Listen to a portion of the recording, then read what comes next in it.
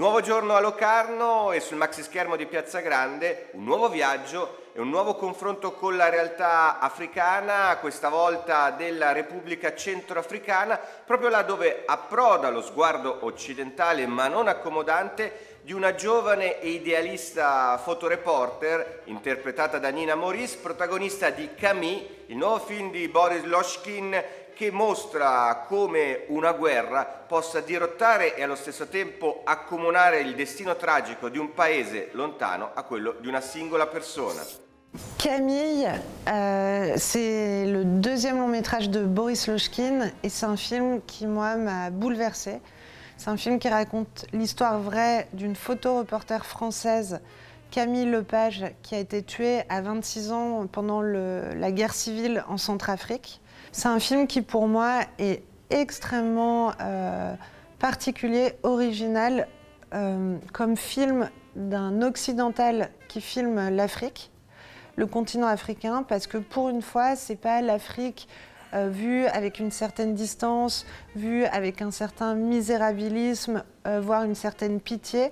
Au contraire, c'est un film qui met sur le même plan son personnage principal, donc une jeune Française blanche, et tous les habitants du pays, et surtout la tragédie historique que traverse le pays et la façon qu'a le cinéaste de mélanger un discours politique et historique à travers des images d'archives au milieu d'une fiction assez classique. Je la trouve d'une intelligence et d'une émotion absolument hors du commun. Una piazza che questa sera, prima del film, aprirà il suo palcoscenico. È una consuetudine del martedì del festival all'universo di Open Doors, la storica sezione del festival dedicata alla promozione delle cinematografie del sud e dell'est del mondo, che aprirà un nuovo focus triennale proprio sui paesi del sud-est asiatico, tra sviluppi, progetti, alcuni nomi conosciuti sulla scena internazionale, ma tante promesse della nuova generazione. So welcome to Open Doors 2019, and we are focusing on wonderful countries from Southeast Asia. We have Cambodia, Vietnam, Laos, Thailand, Indonesia, Malaysia, Philippines and Myanmar, and also Mongolia for the very first time. We're bringing more than 50 filmmakers, can you imagine, and also producers coming with wonderful stories, short films, feature films, so with lots of different colors and flavors till the end of the festival. Come and see us and see the films every day at 11 at the Korsal. It's really cool.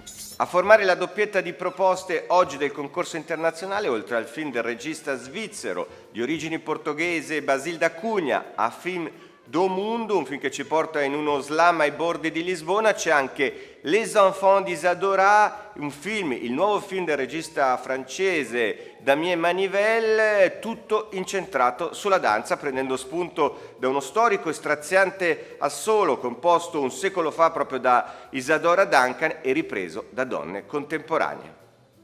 Les Enfants d'Isadora is a movie directed by the former dancer Damien Manivelle. Talking about three women in different stages of their lives, it really shows what is dance. Dance is commitment, is discipline, is rigorous, and can inform every side of your life, not only the daily practice. Shot in a very clean way, almost rigorous, almost decent in some way, I would say. I think Les Enfants d'Isadora is really one of the best movies shown at Concorso Internazionale at the Locarno Film Festival 2019.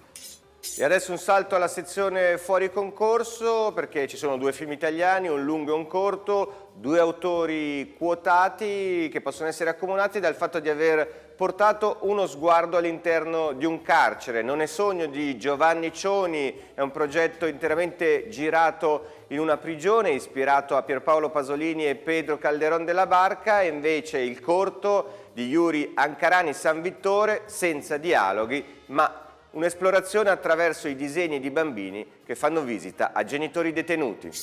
Due voci opposte per raccontare il tema spinoso del carcere. Da un lato l'artista visivo Yuri Ancarani segue i passi e i disegni di un bambino, dall'altra il documentarista Giovanni Cioni racconta i sogni dei loro padri. Due sguardi che si incrociano per ricostituire una faglia del sistema contemporaneo. Dalle sezioni laterali alle sezioni principali, la giornata di Locarno è tutto un territorio di scoperte. Ora vi lascio a Trailer Instinct per andare a vedere qualcosa che potrete ritrovare poi sugli schermi oggi a Locarno.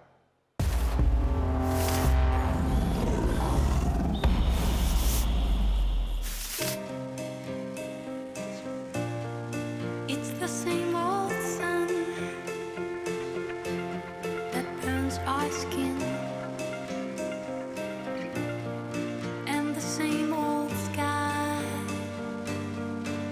that reflects our dream. It's the same bright smile